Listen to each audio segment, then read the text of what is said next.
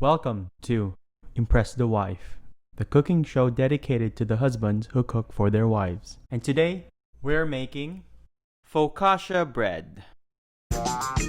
You're in for a treat. Join me as I push myself to the limits of discovering and mastering the secrets of the kitchen and to ultimately impress the wife. Dear fans, I hope that you would bear with me on this episode, as this recipe requires a lot of patience. But your patience will be rewarded with satisfaction. My focaccia recipe takes about 3 days to make.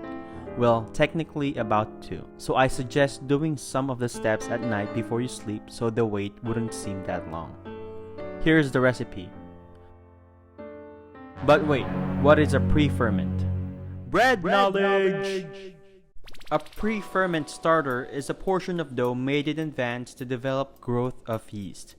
This strengthens or enhances the yeast activity in the dough, thus contributing to a better rise, crust, and depth of flavor. There are different types of pre-ferment, but we are just going to tackle the Polish pre-ferment. Polish pre-ferment requires an equal ratio of flour to water, plus a tiny bit of yeast. I personally use about 10% to 25% of Polish starter when I make bread, meaning 10 to 25% of your entire bread recipe, talking about flour, water, and yeast, will be dedicated to making the pre-ferment. Also, please do check out what baker's percentage is. It'll help you a lot in the art of baking bread. Let's start. Okay, so the type of flour is very important. You need to use high gluten flour. High gluten meaning the protein content should be at least 12 to 14%. This will give you a better gluten development and the chewy texture. All-purpose flour only contains about 7 to 10% protein, so it won't be as chewy and your crumb will not be as wonderful.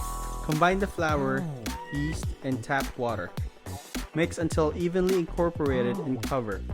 Let it rest at room temperature overnight to let the magic unfold. You can do this before you sleep. Take note of the 1 cup mark.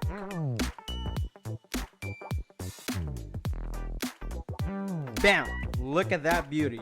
It tripled in size. This is a good sign because it means that your yeast is alive and kicking. Notice the air pockets? Those bubbles are gold. The smell should be pleasant and not sour.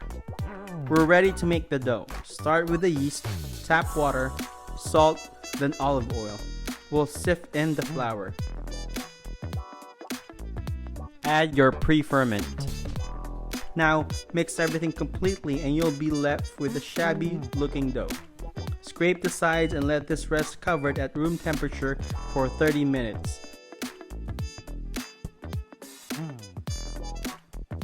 Once the 30 minutes are done, we will hold the edge and fold it over towards the center of the dough. Make sure that your hands are wet every time you make contact with the dough. Do this a couple of times and we'll cover it again and wait for another 30 minutes. At this point, you'll start to notice tiny bubbles developing. That is wonderful. Now fold it again a couple of times and you guessed it right, we'll let it rest again for another half hour. 30 minutes have passed and you'll fold the dough again and let it rest for another half hour.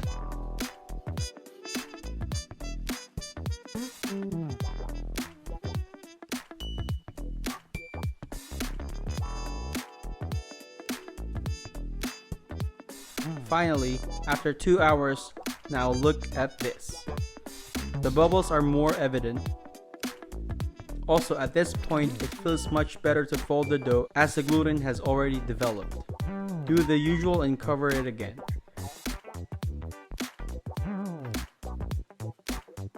Now we'll bulk ferment this in the fridge covered overnight. The next morning, prepare your baking mold. I'm using a 13 by 9 inch baking mold lined with a parchment paper at the bottom. I spread some olive oil all over just to make sure that the bread won't stick. Well, it's already a non-stick pan anyways. We'll gently transfer the dough in the mold. It kind of feels like flubber at this point. Spread the dough evenly and we'll proof this at room temperature for 2 hours. Now, look at this. Ooh la la. Hi ay ay ay. Those bubbles are to die for. These will create big air pockets once you cut into the bread. We'll start garnishing by adding olive oil on top. Be generous with the oil. And then we'll press our fingers in there to achieve the classic focaccia look. Make sure your hands are wet. Sprinkle some dried oregano and pick out the leaves of the rosemary. Finally, season with salt. This goes in the oven for about 30 to 45 minutes at 480 to 500 degrees Celsius.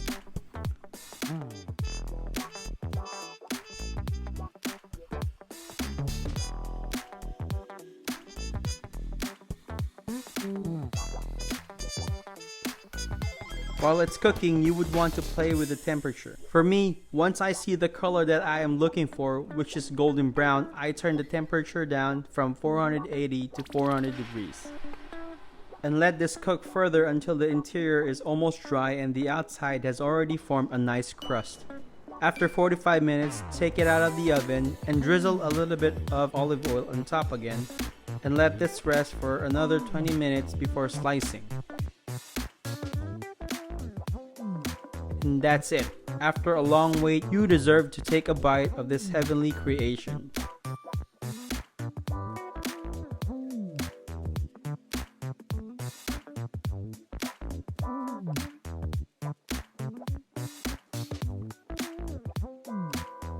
Look at that, those air pockets.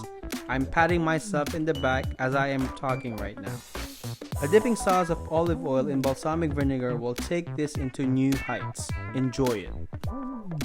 And that is it, folks. Thank you so much for watching this episode. Please give this video a thumbs up. Also, please subscribe to my channel to get notifications on upcoming videos or recipes. Until then, see you next time.